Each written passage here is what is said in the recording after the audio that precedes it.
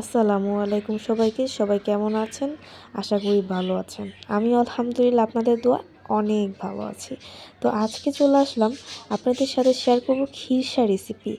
খেজুরা গুড়ের খিরসা রেসিপি। তো এখানে দেখতেই পাচ্ছেন আমি এখানে দুধ বসিয়ে দিয়েছি। এখানে আমি 1 কেজি দুধ নিয়েছি। দুধটাকে আমি ভালো করে জাল দিয়ে নিব। এখন দুধটা দেখতেই পাচ্ছেন অনেক ভালোভাবে বলক চলে এসেছে। দুধটাকে এখন আমি একদম লো হিটে রেখে দিব। এটা এখন আস্তে আস্তে আমি জাল করার জন্য রেখে দিব। এরপর একটু পরপর এসে আমি দুধটাকে ভালোভাবে নেড়ে নেব যাতে নিচে না লেগে যায়। এরপর দেখতেই পাচ্ছেন দুধটা অনেকটা ঘন হয়ে গিয়েছে। দুধটাকে ভালোভাবে জাল দিতে হবে, তাহলে খিরসাটা অনেক টেস্ট হবে।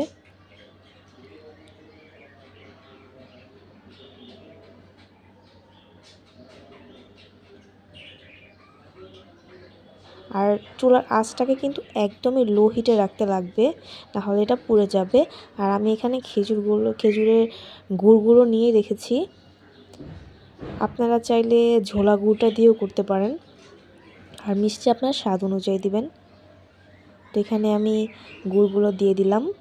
দুধটা কিন্তু দেখতেই পাচ্ছেন অনেকটা ঘন হয়ে এসেছে, কমে এসেছে। এরপর আমি গুড়টাকে দিয়েছি। এটাকে ভালোভাবে নাড়াচাড়া দিতে থাকবো যে পর্যন্ত গুড়টা গলে না যায়।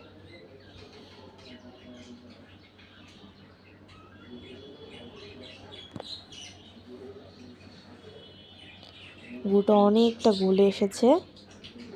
আর যখনই আপনারা গুড়টা দিবেন খিরসার ভিতর, তখন কিন্তু নাড়া দিতে থাকতে হবে যে পর্যন্ত গুড়টা না গলে যাবে। ভালোভাবে নাড়া দিতে হবে।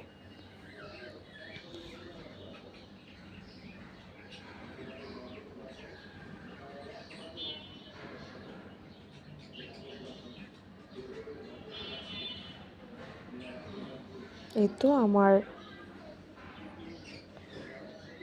তো আমার গুড়টা কিন্তু একদমই গলে গিয়েছে আর অনেকটা ঘন হয়ে গিয়েছে, দেখতেই পাচ্ছেন। আর এটার ভিতরে আমি সামান্য পরিমাণ এই চালের গুঁড়ি দিয়ে দিয়েছি, একদম সামান্য পরিমাণ চালের গুঁড়ি দিয়েছি।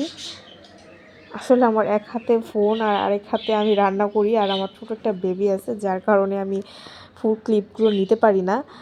আপনারা যখন গুঁড়টা দিয়ে দিবেন একটু ঘন হলে অল্প একটু চালের গুঁড়ি দিয়ে যেভাবে নাড়াচাড়া দিয়ে দিবেন, দেখবেন ফ্লেভারটা অনেক সুন্দর আসে। চালের গুঁড়িটা দেওয়ার কারণ কি, ঘনত্বটা বেড়ে যায়। অল্প একটু সামান্য পরিমাণে দিয়ে দিবেন, দিয়ে এটাকে ভালোভাবে নেড়ে শক্ত হওয়া পর্যন্ত এটাকে নাড়তে থাকবেন, না হলে কিন্তু লেগে পুরা গন্ধ ছুটে যাবে।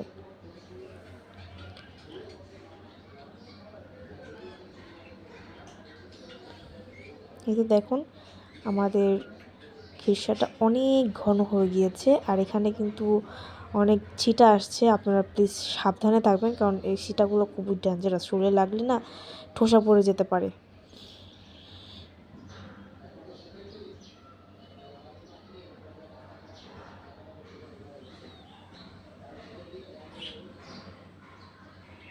আর এই তো দেখছেন আমাদের খিরসা রেডি। এটাকে আপনারা খিরসা বা ক্ষীর যেটাই হোক বলতে পারেন। আমরা এখানে খিরসা বলি। এটা দিয়ে পাটিসাপটা পিঠা, খাস্তা পিঠা বা পুলি পিঠা এমনিও খেতে পারেন, রুটি দিয়ে অনেক ভালো লাগে। তো আমার ভিডিওটা যদি ভালো লেগে থাকে অবশ্যই লাইক, কমেন্ট এবং সাবস্ক্রাইব করবেন। আর যাদের ভালো না লেগে থাকে তারা অবশ্যই কমেন্টে গিয়ে আমাকে জানাবেন যে কোন ব্যাপারটা ভালো লাগেনি। আর আমি তাদের কাছে অবশ্যই ক্ষমা চাচ্ছি। আমার যদি কোনো ভুল হয়ে থাকে আমাকে ক্ষমা করে দিবেন। Thank you. আল্লাহ হাফেজ। সবাই দোয়া করবেন।